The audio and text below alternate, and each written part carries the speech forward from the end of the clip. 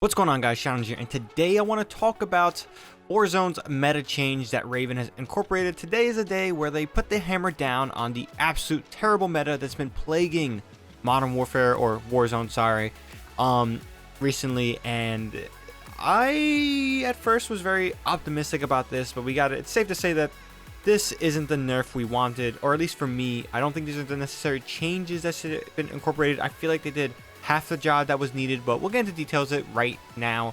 So the weapon changes are in regards to the DMR 14, the Type 63, the MAC 10, and the dual pistols, the Mantis or whatever, the Renettis that are from Black Ops Cold War, but specifically the DMR 14 and the Type 63 DMRs, or tactical rifles. They have a reduced headshot damage and increased recoil.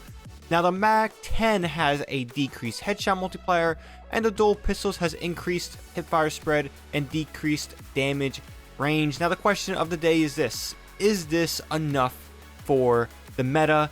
And that honestly depends on what's the argument. Now for me, I don't think this is enough, and I'm going to explain why. So yes, one of the most powerful parts of the DMR 14 specifically has been the headshot multiplier, or just the ability to just melt people. 2 shots at head, you're done. However, Modern Warzone tweeted here on screen, he was watching somebody, streaming, and he noticed that 2 shots don't down somebody now, but it just breaks their shield. But that 3rd shot will definitely, put the job done. So 1 extra bullet in shooters sometimes does mean things.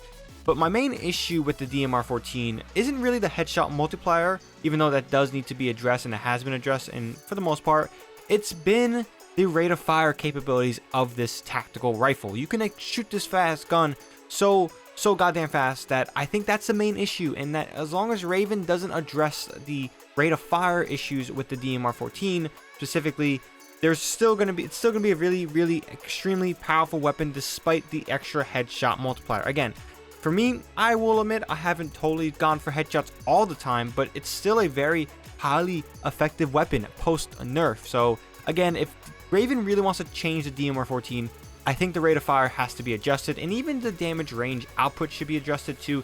I don't think this should compete with snipers at long ranges at all. I think this is like ridiculous. I've been in shootouts where I was contesting a sniper no problem from very long ranges. So again, maybe those are 2 things, but the rate of fire needs to certainly be addressed. Now with the MAC 10, the decreased headshot multiplier is definitely a step in the right direction. It is something that needed to be taken.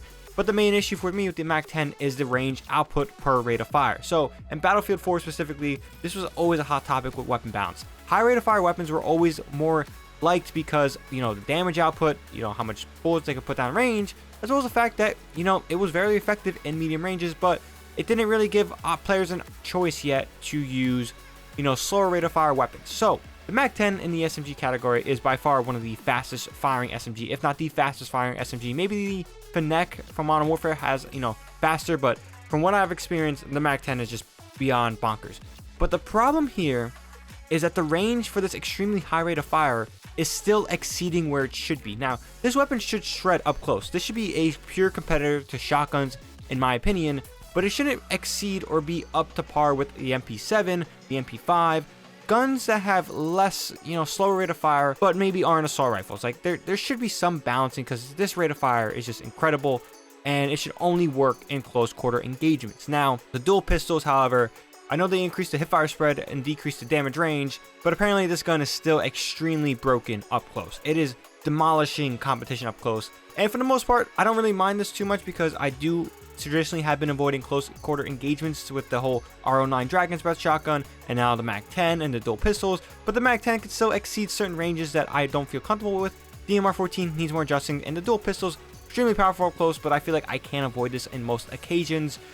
But yeah, I don't know what to say about this update. I mean, it's great that they're addressing it, and I'm sure the game will slightly do feel better, but I don't think this is enough just yet. I don't know what it is with Raven and Treyarch when it comes to nerfing weapons. They take a half-step approach towards fixing it. They don't want to go too crazy on it.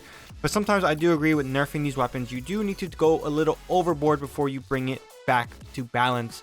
So all that being said, let me know what you guys think about this weapon change for Warzone. All changes here I talked about are specifically to Warzone. None of these changes will affect the meta in Black Ops Cold War, even though I can give a rat's ass with the multiplayer. But if you guys play Black Ops Cold War multiplayer, these weapon changes will not affect multiplayer for Black Ops Cold War.